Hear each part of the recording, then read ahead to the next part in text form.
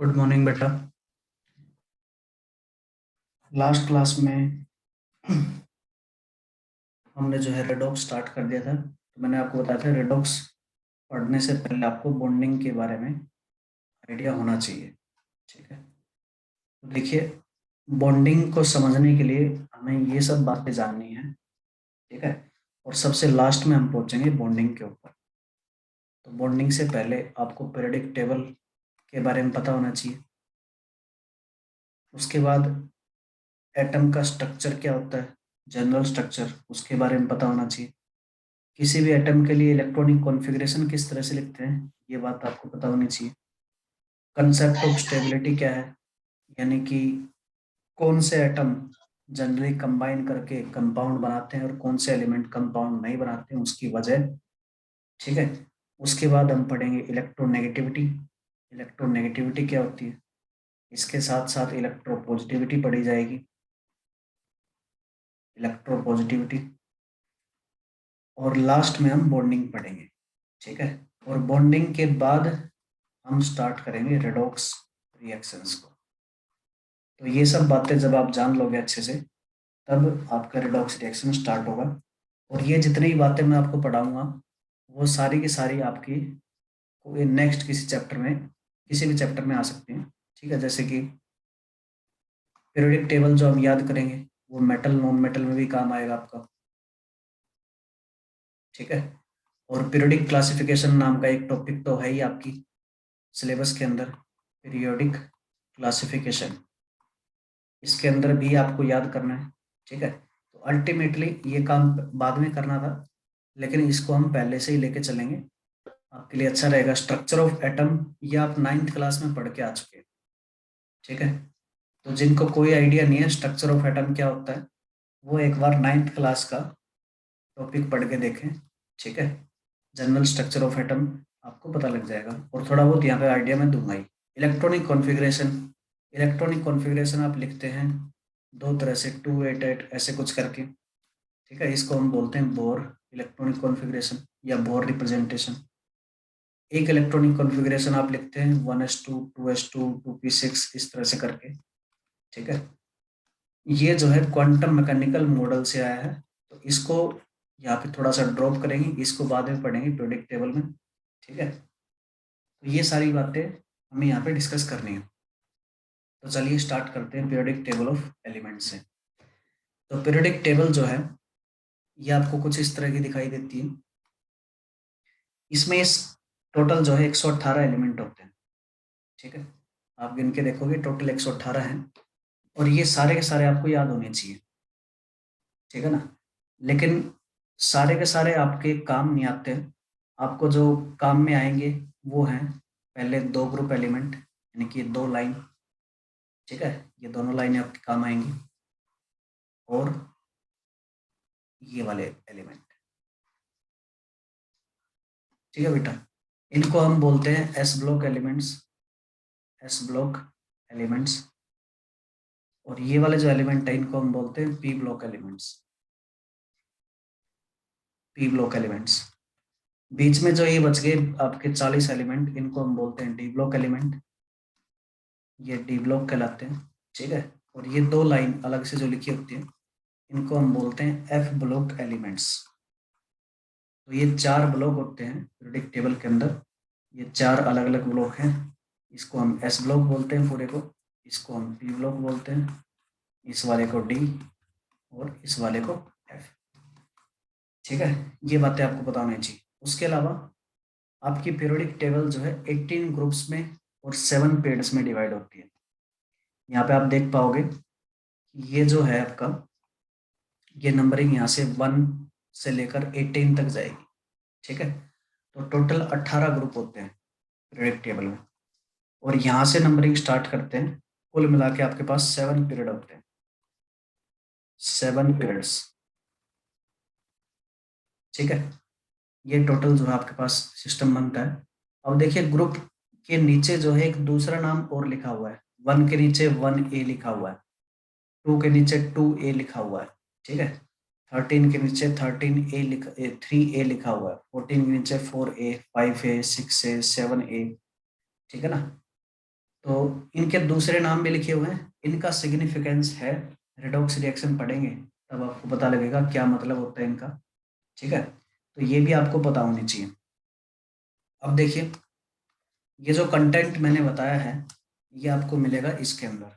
ठीक है, इसको एक बार अच्छे से पढ़ लेना, आपके पास वीडियो भी आएगी और इसका जो है पीडीएफ भी आएगी, तो इसको अच्छे से एक बार डिटेल में पढ़ना।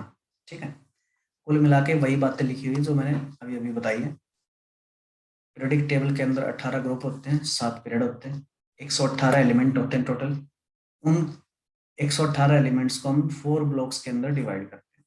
ठीक है, 4 ब्लॉक कौन कौन से थे? S block, P block, D block and F block.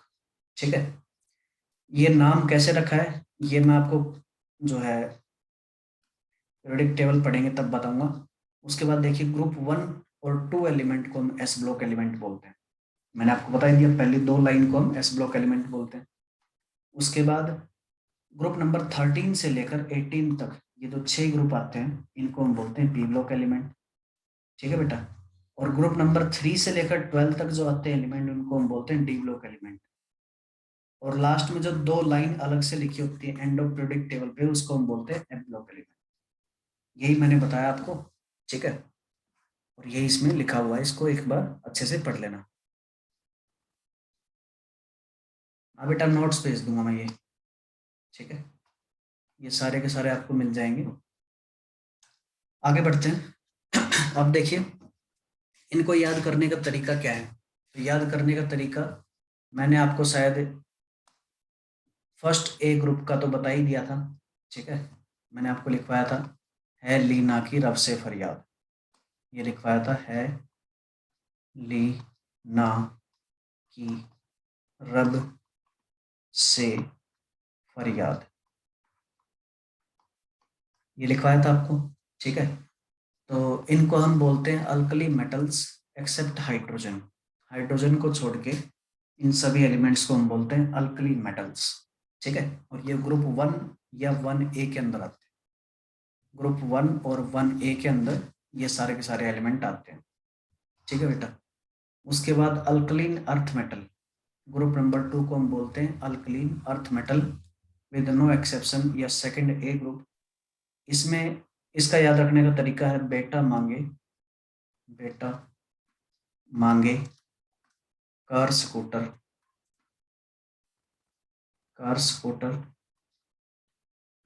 बाप राजी। ये इसका याद करने का तरीका है। ठीक है, इन एलिमेंट्स को हम बोलते हैं अल्कलीन अर्थ मेटल्स। ठीक है बेटा, ये जो लिखने के ये जो याद करने के तरीके मैं आपको लिखवा रहा हूँ उनको आप एक पेज पे लिख लो और बार बार इनको याद रखने की कोशिश करो। ठीक है, रिवाइंड करके देखो, ये आपको सारी की सारी चीजें याद हो जाएंगी, बार बार लिखना पड़ेगा कुल मिला के। ठीक है, उसके बाद डायरेक्टली 13 ग्रुप एलिमेंट के ऊपर पहुंचते हैं। तो 13 ग्रुप एलिमेंट को हम जो है थर्ड ए भी बोलते हैं। ठीक है, तो थर्ड ए में कौन कौन से एलिमेंट आते हैं? तो थर्ड ए में आते हैं आपके पास element boron, aluminium Al, gallium, indium and thallium Tl।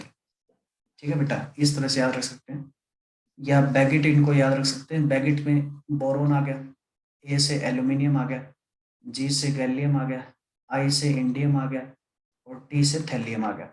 ये पांचों एलिमेंट आ जाते हैं बैगिट के अंदर। ठीक है, बीच में हमने ग्रुप स्किप कर दिए क्योंकि ये इंपॉर्टेंट ज़्यादा है, इसलिए इनको ज़्यादा आपको फोकस में रखना है। उसके बाद है नेक्स्ट 14 ग्रुप। 14 ग्रुप को हम फोर्थ ए ग्रुप भी बोलते हैं और इनका दूसरा नाम हो सकता है कार्बन फैमिली। ठीक है, कार्बन फैमिली को याद रखने का तरीका है, कहे सीता जी, कहे सीता जी, सुनो प्रभु, सुनो प्रभु।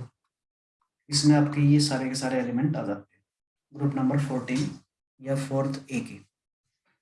ठीक है बेटा, इनको याद करने का तरीका ये होगा, इनको लिखते जाना साथ के साथ। यहाँ तक कोई भी दिक्कत हो तो पूछ सकते हो भाई। No sir, no doubt. आगे बढ़ते हैं बेटा, मैंने यहाँ पे सारे के सारे लिखे हुए हैं लेकिन हम केवल ग्रुप नंबर 18 तक ही याद करेंगे। ठीक है, क्योंकि अभी इतना ही काम का है अपना। तो देखिए उसके बाद ग्रुप नंबर 15 को हम बोलते हैं निक्टोजेंस। ग्रुप नंबर 15 को हम बोलते हैं निक्टोजेंस। निक्टोजेंस को आप जो है याद रख सकते हैं, इसके अंदर होता है nitrogen, phosphorus, arsenic, antimony and bismuth. ठीक है, ये 5 एलिमेंट आते हैं। इनको याद करने का तरीका नेपाल, पाकिस्तान, ऑस्ट्रेलिया, सब भिखारी। ठीक है, ये इसको याद करने का तरीका है। नेक्स्ट आपके पास चाल्कोजेंस। चाल्कोजेंस या ग्रुप नंबर 16 या 6 ए, जिसके अंदर आते हैं oxygen, sulphur, selenium, tellurium and polonium. ये आपके पास 5 एलिमेंट आते हैं। इसको याद करने का तरीका है उससे तेरे को प्रॉब्लम।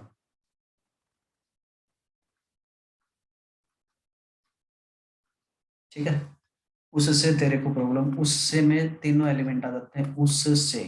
ठीक है, ऑक्सीजन, सल्फर, सेलेनियम। तेरे को इससे मतलब टेलुरियम और प्रॉब्लम से पोलोनियम। तो इस तरह से आप एलिमेंट्स को याद कर सकते हैं। नेक्स्ट आपके पास हेलोजेंस।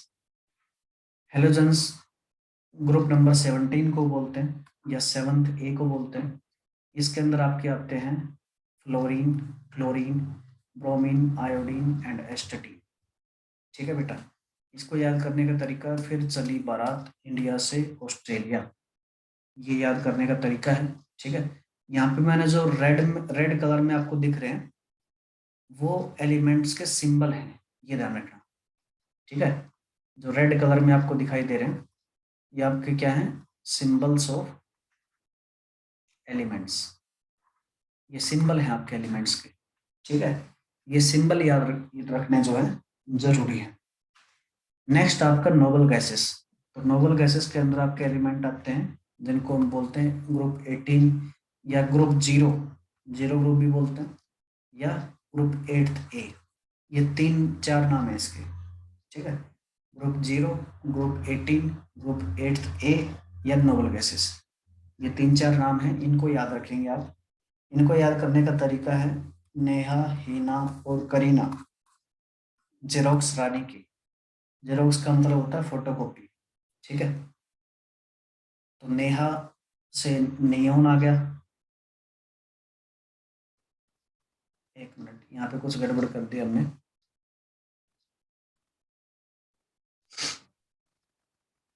ये भाई टाइप गलत हो गया है।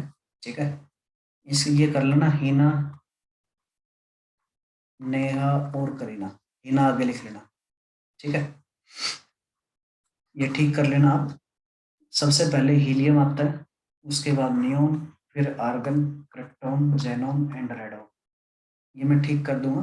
ठीक है, आप देख लेना इसको, यहाँ पे गड़बड़ होगी टाइप करने में। तो ये याद करने के तरीके हैं। तो कुल मिला के हमने ग्रुप 1 एलिमेंट याद कर लिए, ग्रुप 2 एलिमेंट याद कर लिए, और ग्रुप नंबर 13 से लेकर 18 तक याद कर लिए। ठीक है, अभी के लिए इतने ही एलिमेंट से हमारा काम चल जाएगा। वैसे तो मैंने इनको याद करने का तरीका जो है सबका लिखा हुआ है। 3D सीरीज आपकी आती है।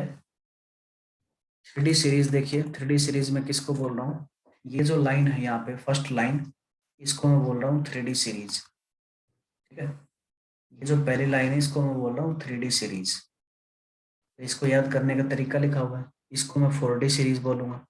ये वाली है 5D सीरीज और ये 6D सीरीज।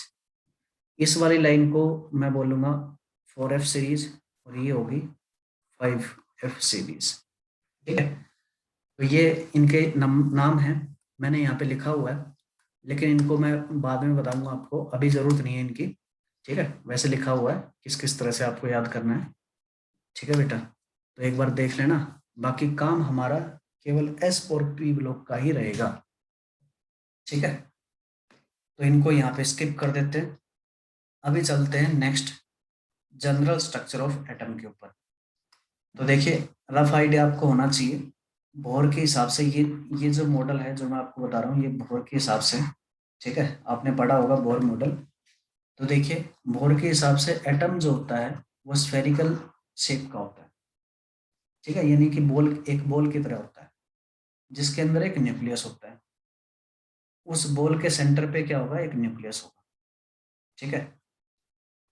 एंड इलेक्ट्रॉन, इसके अंदर जो है एटम के अंदर इलेक्ट्रॉन भी होंगे, और इलेक्ट्रॉन आपके रिवॉल्व करेंगे around the nucleus in a fixed circular path. ये न्यूक्लियस है, मान लीजिए इस न्यूक्लियस के चारों ओर कुछ फिक्स्ड सर्कुलर पाथ होंगे, उनमें इलेक्ट्रॉन रिवॉल्व करते रहते हैं, ठीक है। ये जनरल स्ट्रक्चर ऑफ एटम है, इसको आपने याद रखना है। उसके अलावा आपको ये भी याद रखना है कि न्यूक्लियस के अंदर जो चीजें होती हैं उनको हम बोलते हैं न्यूक्लियॉन्स। न्यूक्लियॉन्स कुल मिला के न्यूट्रॉन और प्रोटॉन्स का सम होता है, ठीक है। यानी कि न्यूक्लियॉन्स क्या होते हैं, न्यूट्रॉन प्लस प्रोटॉन होते हैं, ठीक है बेटा। अब देखिए किसी भी एलिमेंट को रिप्रेजेंट करने का तरीका ये होता है, ठीक है। जैसे हाइड्रोजन को रिप्रेजेंट करते हैं H11 इस तरह से, ठीक है बेटा। हीलियम को इस तरह से रिप्रेजेंट करते हैं 24, सोडियम को 1123, इस तरह से रिप्रेजेंट करते हैं। आपको एटॉमिक नंबर 20 तक एलिमेंट याद होने चाहिए किसी भी तरह से, ठीक है ना। एटॉमिक नंबर 20 तक आपको सारे के सारे एलिमेंट याद होने चाहिए किसी भी तरह से। अगर याद नहीं है तो याद कर लेना बेटा, ये सारे के सारे काम में आएंगे, ठीक है। तो जो भी यहाँ पे एक्स है वो आपका क्या है, वो आपका सिंबल ऑफ एलिमेंट है, ठीक है। जो जिस एलिमेंट के बारे में आप बात कर रहे हैं उसका सिंबल है। जो ये नीचे जेड लिखा होता है इसको हम बोलते हैं एटॉमिक नंबर, ठीक है। और जो ए ऊपर लिखा होता है इसको हम बोलते हैं मास नंबर, ठीक है बेटा। और मास नंबर और कुछ नहीं होता, mass number is equal to number of protons plus number of neutrons. Number of proton and number of neutrons का सम ही मास नंबर होता है, ठीक है। और ये ध्यान रखना, अगर मान लीजिए सिंबल ऑफ एलिमेंट के अंदर एक से ज्यादा आपके पास लेटर आ जाते हैं तो उसमें फर्स्ट लेटर हमेशा कैपिटल होगा और सेकंड लेटर हमेशा स्मॉल होगा। जैसे कि हीलियम लिखते हुए हमने एच को बड़ा लिखा है और ई को छोटा लिखा है, ठीक है। इसी तरह से सोडियम को लिखते हुए हमने एन को बड़ा लिखा है और ए को छोटा लिखा है। तो ये रिप्रेजेंटेशन इसी तरह से यूज करेंगे और कोई तरीका इसका नहीं हो सकता है, ठीक है। यहाँ तक कोई डाउट हो तो पूछ सकते हो। वैसे ये सारी की सारी चीजें आपने पढ़ी होंगी, ठीक है ना। 9th क्लास में पढ़ी है ना बेटा आपने, बताओ एक बार। Yes sir. हाँ तो एक बार रिवाइज हो जाएगी सारी की सारी बातें। और एटॉमिक नंबर 20 तक एलिमेंट किसी भी तरह से किसी भी हालात में आपको याद होनी चाहिए नेक्स्ट क्लास तक, ठीक है ना, क्योंकि जरूरत पड़ने वाली है उनकी। Okay sir. और उनके एटॉमिक नंबर और मास नंबर भी आपको पता होने चाहिए, ठीक है। अब आगे बढ़ते हैं। नेक्स्ट देखिए बेटा, जो मैंने आपको बताया है स्ट्रक्चर ऑफ एटम, जो मैंने आपको बताया स्ट्रक्चर ऑफ एटम वो आपको कुछ इस तरह का दिखाई देता है, ठीक है। ये मैंने इसका डायग्राम बनाया हुआ है। ये जो आपको अंदर वाले एक बड़ी बॉल दिखाई दे रही है इसको हम बोलते हैं न्यूक्लियस, ठीक है। वैसे रिलेटिव साइज काफी छोटा होता है न्यूक्लियस का, लेकिन यहाँ पे केवल दिखाने के लिए आपको मैंने थोड़ा सा बड़ा दिखा दिया है, ठीक है। वैसे साइज बहुत छोटा होता है इसका, ये ध्यान रखना है। साइज को अगर आप कंपेयर करना चाहो तो ये मान लो कि अगर 5 किलोमीटर रेडियस का एक ग्राउंड है, ठीक है, 5 किलोमीटर का एक रेडियस का एक ग्राउंड है, बहुत बड़ा ग्राउंड होगा 5 किलोमीटर रेडियस का, तो ठीक है ना, सर्कुलर ग्राउंड। तो उसके सेंटर पे अगर एक टेनिस बॉल रख देते हो, ठीक है, इसके सेंटर पे आप क्या करते हो, एक टेनिस बॉल रख देते हो। तो टेनिस बॉल, अगर ये पूरा ग्राउंड आपका एटम है तो ये टेनिस बॉल आपके न्यूक्लियस होगी। इतना ज्यादा डिफरेंस होता है इसके साइज में, ठीक है। एटम के साइज में और न्यूक्लियस के साइज में इतना बड़ा डिफरेंस होता है, ठीक है। ये ध्यान रखना आपने। तो देखिए ये न्यूक्लियस है, न्यूक्लियस के अंदर दो चीजें होती थी, मैंने आपको बताया था क्या क्या होता था। तो प्रोटॉन और न्यूट्रॉन होते थे, मैंने आपको यहाँ पे दिखा रखा है। ये क्या है, ये प्रोटॉन है रेड कलर में, और येलो कलर में आपके न्यूट्रॉन है, ठीक है। ये एग्जैक्टली बताऊं तो ये स्ट्रक्चर ऑफ एटम जो है बेरिलियम के लिए है, बेरिलियम 49, ठीक है। बेरिलियम के लिए ही स्ट्रक्चर। इसमें देखिए ये जो आपको ब्लू कलर के अंदर ये पार्टिकल दिखाई दे रहे हैं ये हैं आपके इलेक्ट्रॉन्स, ठीक है बेटा। इलेक्ट्रॉन्स जो हैं ये फिक्स्ड सर्कुलर पाथ के अंदर रिवॉल्व करते रहते हैं जिनको हम बोलते हैं एनर्जी सेल्स, ठीक है। अब देखिए, जो नियरेस्ट एनर्जी सेल होती है उसके लिए एन की वैल्यू 1 होती है। ठीक है बेटा, एन की वैल्यू 1 के लिए के सेल बोलते हैं इसको, इसको मैंने के सेल बोला है। उसके बाद एन की वैल्यू 2 हो जाती है तो एल सेल बोलते हैं। ठीक है, ये नाम रखे हुए हैं। इसी तरह से अगर और भी सेल होगी इसके अंदर तो नेक्स्ट सेल क्या कहलाएगी, एम सेल कहलाएगी। और इससे भी नेक्स्ट होगी तो ये एन सेल कहलाएगी। ठीक है बेटा, ये इसके नाम जो है इस तरह से रखे जाते हैं, के एल एम एन। ठीक है, इससे आगे आए तो O P Q R S T, ये सारे के सारे चलते जाएंगे। ठीक है, तो मोस्टली हमारा एन तक काम चल जाता है। ठीक है, एन तक में सारी की सारी चीजें आपकी आ जाती है। तो ये बातें आप याद रखेंगे। अब देखिए, अगर एन की वैल्यू 1 है यानी कि के सेल है, तो के सेल में मैक्सिमम नंबर ऑफ इलेक्ट्रॉन्स कितने आ सकते हैं ये आप निकाल सकते हो। इसका डायरेक्ट फॉर्मूला है 2n²। ठीक है, यहाँ पे n की वैल्यू अगर 1 पुट करोगे तो मैक्सिमम नंबर ऑफ इलेक्ट्रॉन आपके 2 आ जाएंगे। ठीक है, n की वैल्यू 1 पुट करोगे तो 2 इंटू 1 का square will equal to 2 into 1 will be equal to 2। तो फर्स्ट एनर्जी सेल के अंदर केवल 2 ही इलेक्ट्रॉन आ सकते हैं, दो से ज्यादा इलेक्ट्रॉन नहीं आ सकते हैं। सेकंड सेल में अगर n की वैल्यू 2 पुट करोगे तो आपके पास मैक्सिमम नंबर ऑफ इलेक्ट्रॉन आते हैं 8। ठीक है, 3 पुट करोगे तो 18 आएगा, 4 पुट करोगे तो 32 आएगा। ठीक है, और इसी तरह से आगे आप बढ़ सकते हैं, 5 पुट करोगे तो 50 आएगा। ठीक है बेटा, तो इस तरह से आप चीजें निकाल सकते हैं। यहाँ तक क्लियर है बोलिए।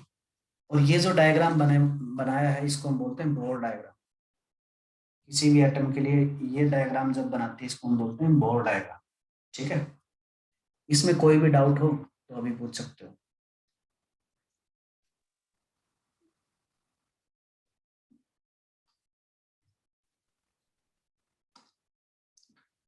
ठीक है बेटा, आगे बढ़ते हैं। नेक्स्ट देखिए, ये आपने जो है स्ट्रक्चर ऑफ एटम पढ़ा है, इसके बाद हम पढ़ते हैं इलेक्ट्रॉनिक कॉन्फ़िगरेशन के बारे में। तो इलेक्ट्रॉनिक कॉन्फ़िगरेशन का मतलब क्या होता है? तो इलेक्ट्रॉनिक कॉन्फ़िगरेशन का मतलब होता है arrangement of electrons in energy shells. मान लीजिए किसी एटम के अंदर 4 इलेक्ट्रॉन है। ठीक है, तो वो 4 इलेक्ट्रॉन किस किस एनर्जी सेल में जाएंगे, ठीक है, उनका डिस्ट्रीब्यूशन किस तरह से होगा, उसको हम बोलते हैं इलेक्ट्रॉनिक कॉन्फ़िगरेशन। उस चीज के रिप्रेजेंटेशन को हम क्या बोलेंगे, इलेक्ट्रॉनिक कॉन्फ़िगरेशन बोलेंगे। जैसे कि मान लीजिए हमने लास्ट स्लाइड में देखा था कि ये जो है बेरिलियम एटम है। बेरिलियम एटम के अंदर 4 इलेक्ट्रॉन है आपके। ठीक है, तो देखिए इसका अगर इलेक्ट्रॉनिक कॉन्फ़िगरेशन लिखना है बोर के हिसाब से तो आप क्या करोगे, के सेल में जितने इलेक्ट्रॉन है उतने लिख दो। ठीक है, के सेल में जितने भी इलेक्ट्रॉन है कोमा, फिर एल सेल में जितने भी इलेक्ट्रॉन है कोमा, फिर एम सेल में इलेक्ट्रॉन जितने भी हैं कोमा, एंड सो ऑन, इसी तरह से आगे बढ़ते जाओ। देखिए बेरिलियम में अगर 4 इलेक्ट्रॉन हैं आपके पास तो 4 इलेक्ट्रॉनों को आप किस तरह से रखोगे, 4 इलेक्ट्रॉन्स को रखने का तरीका क्या होगा? तो मैंने आपको बताया कि फर्स्ट सेल के अंदर मैक्सिमम 2 इलेक्ट्रॉन भरे जाते हैं। ठीक है, और ये भी ध्यान रखना, electron filling is always from n is equal to 1 to n is equal to n। ठीक है, इसका मतलब क्या है, इसका मतलब ये है कि आप जब भी इलेक्ट्रॉन्स को भरना स्टार्ट करोगे तो सबसे पहले लोवेस्ट एनर्जी सेल में जाएगा। ठीक है, इसको हम बोलते हैं लोवेस्ट एनर्जी सेल, यानी कि सबसे कम एनर्जी इसी सेल की होगी। जैसे जैसे आप न्यूक्लियस से दूर जाते जाओगे एनर्जी बढ़ती जाएगी। Energy of the shell will increase on moving away from nucleus. जितना न्यूक्लियस से दूर जाते जाओगे वैसे वैसे एनर्जी आपकी बढ़ती जाएगी। ठीक है, तो सबसे पहले सबसे कम एनर्जी वाले सेल को आपने भरना है। तो देखिए 4 इलेक्ट्रॉन है, के सेल में मैक्सिमम आपको पता है कि 2 ही इलेक्ट्रॉन आ सकते हैं, तो 2 इसमें भर दो, बाकी 2 बच गए। एल सेल में 8 इलेक्ट्रॉन आ सकते हैं, तो ये 8 में 8 तो पूरे है नहीं आपके पास, 2 ही बचे, तो बाकी 2 इसमें भर दिया आपने। ये आप देख सकते हो फर्स्ट सेल में 2 ही इलेक्ट्रॉन है, ठीक है, और सेकंड सेल में भी 2 ही इलेक्ट्रॉन है, तो इसका इलेक्ट्रॉनिक कॉन्फ़िगरेशन क्या हो जाएगा, 2 2 हो जाएगा। ठीक है बेटा। अब ये भी एक क्वेश्चन हो सकता है आपके माइंड में कि हमने नंबर ऑफ इलेक्ट्रॉन कैसे निकाले, कैसे पता किया कि नंबर ऑफ इलेक्ट्रॉन क्या होंगे। तो देखिए नंबर ऑफ इलेक्ट्रॉन निकालने का सिंपल तरीका है, आपका इसका एटॉमिक नंबर पता होना चाहिए। ठीक है, मान लीजिए मैं कोई भी इन जनरल केस मान के चल रहा हूँ, ठीक है, ये एक्स जेड ए, ये आपका कोई भी नॉर्मल केस है, सिंपल केस है। तो यहाँ पे जो जेड है ये आपका क्या रिप्रेजेंट करता है, ये आपका एटॉमिक नंबर रिप्रेजेंट करता है। इसके अलावा जेड की वैल्यू आपकी जो है, जेड की वैल्यू ये आल्सो रिप्रेजेंट करती है number of protons, number of protons, ठीक है, और यही वैल्यू आपकी रिप्रेजेंट करती है नंबर ऑफ इलेक्ट्रॉन्स को भी। ठीक है बेटा, नंबर ऑफ इलेक्ट्रॉन्स को तभी रिप्रेजेंट करेगी जब ये न्यूट्रल हो, ठीक है, न्यूट्रल स्पेसिस हो, यानी कि कोई भी इलेक्ट्रॉन ना तो आपने इसके अंदर डाला है और ना ही निकाला है, तब ये ऐसा होगा। ठीक है, ए का मतलब क्या होता है, ए का मतलब होता है number of protons plus number of neutrons. ठीक है बेटा, तो कुल मिला के हमें नंबर ऑफ इलेक्ट्रॉन निकालने थे। नंबर ऑफ इलेक्ट्रॉन निकालने का तरीका क्या है, एटॉमिक नंबर डायरेक्टली यूज कर रहे हो। ठीक है, लेकिन कब है ये, जब ये न्यूट्रल स्पीसीज है, कोई भी चार्ज नहीं है इसके ऊपर। ठीक है, अगर इसके ऊपर कोई चार्ज होता है तब इसके इलेक्ट्रॉन कैसे निकालते हैं वो मैं आपको आगे बताऊंगा। ठीक है बेटा, तो कुल मिला के जितना एटॉमिक नंबर होगा वही आपके नंबर ऑफ इलेक्ट्रॉन कहलाए जाएंगे। ठीक है बेटा, अब देखिए इलेक्ट्रॉनिक कॉन्फ़िगरेशन को लिखने के 2 तरीके हो सकते हैं। 2 तरीकों में से पहला तरीका है क्वांटम मैकेनिक्स के हिसाब से और दूसरा है बोर के हिसाब से। ठीक है, तो सबसे पहले हम बोर के हिसाब से इलेक्ट्रॉनिक कॉन्फ़िगरेशन लिखना सीखेंगे। क्वांटम मैकेनिकल मॉडल के हिसाब से इलेक्ट्रॉनिक कॉन्फ़िगरेशन हम पढ़ेंगे नेक्स्ट क्लास में या नेक्स्ट चैप्टर में। ठीक है, जब पीरियोडिक क्लासिफिकेशन हम पढ़ेंगे तो उसके अंदर आपको मैं बताऊंगा क्वांटम मैकेनिक्स के हिसाब से इलेक्ट्रॉनिक कॉन्फ़िगरेशन किस तरह से लिखा जाता है। ठीक है, अभी के लिए इतना ही करेंगे और आगे बढ़ते हैं। तो नेक्स्ट देखते हैं बोर मॉडल के हिसाब से इलेक्ट्रॉनिक कॉन्फ़िगरेशन किस तरह से हम लिख सकते हैं। तो देखिए ये आपके पास एलिमेंट है, ये सबके इलेक्ट्रॉनिक कॉन्फ़िगरेशन लिखे हुए हैं एटॉमिक नंबर 20 तक।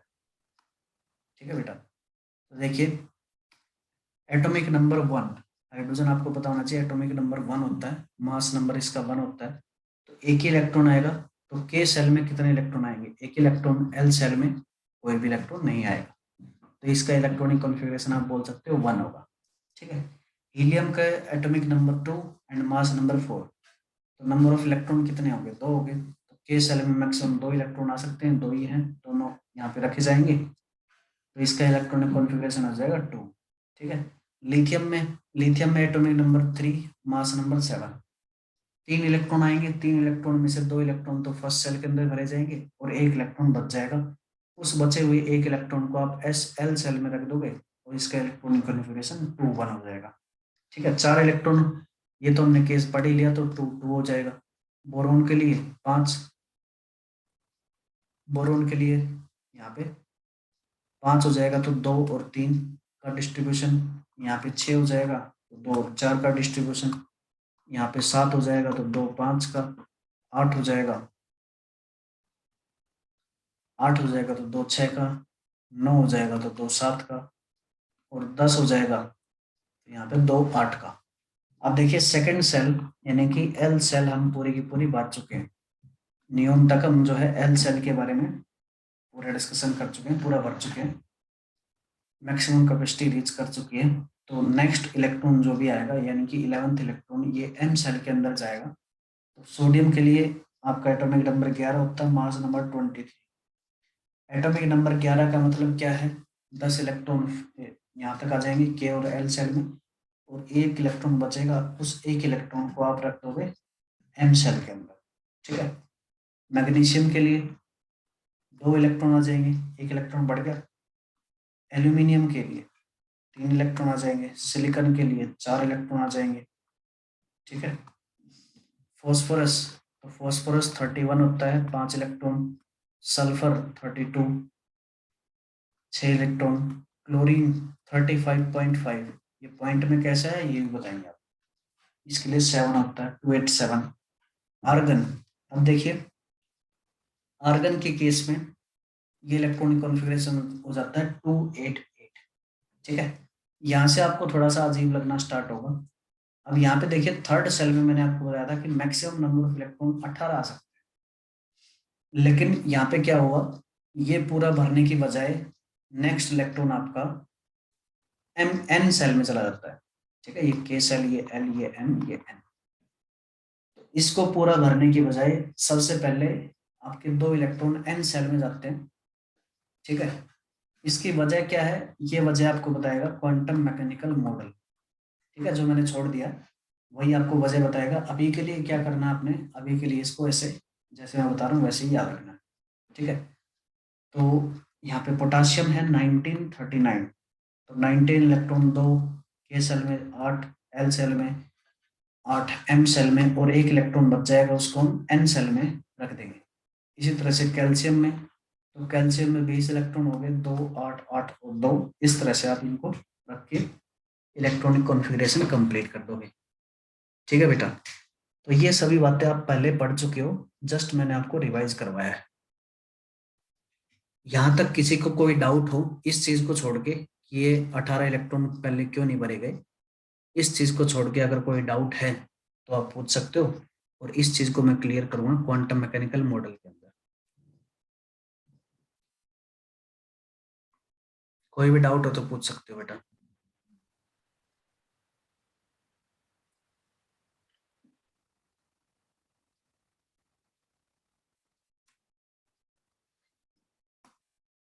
कोई डाउट नहीं है? होमवर्क लिख लीजिए बेटा। होमवर्क आपके लिए एटॉमिक नंबर 20 तक। ठीक है, एटॉमिक नंबर 20 तक आपको elements with atomic number and mass number याद होने चाहिए। Atomic number and mass number ये आपको याद होने चाहिए। ठीक है, दूसरा होमवर्क है जो एनसीईआरटी में इन टेक्स्ट क्वेश्चन है। इन टेक्स्ट क्वेश्चन ये आपने एक बार देखने हैं कि आपको आते हैं या नहीं आते। ठीक है, आप ऑब्वियसली रेडॉक्स वाले पार्ट को छोड़ देना, और उससे पहले जो आपको इन टेक्स्ट क्वेश्चन दे रखे हैं वो सभी आपको आते हैं या नहीं आते, ये आपने चेक करना है। और साथ के साथ एनसीईआरटी टेक्स्ट आपने रीड करना है। ठीक है, टेक्स्ट को पूरा का पूरा रीड करना है। हफ्ते में 2 ही क्लास आती हैं अपनी। ठीक है, तो नेक्स्ट वीक में दो क्लास और आएंगी, उनके अंदर हम कोशिश करेंगे कि इसको आगे बढ़ाएं, रेडॉक्स को पूरा करें। ठीक है, तब तक आप जो है क्या करोगे, ये काम करोगे, एनसीईआरटी टेक्स्ट क्वेश्चन करोगे फेयर नोटबुक में, और टेक्स्ट रीडिंग करनी है आपने पूरा का पूरा, जितना भी लिखा हुआ है एनसीईआरटी बुक में वर्ड बाय वर्ड पढ़ना है। ठीक है, और कोई दिक्कत नहीं आती है आपको तो आप डायरेक्टली पूछ सकते हैं, फ़ोन नंबर आपके पास है ही। ठीक है बेटा, तो आज के लिए इतना ही करते हैं, बाकी करते हैं नेक्स्ट क्लास में। कोई डाउट हो तो पूछ सकते हो।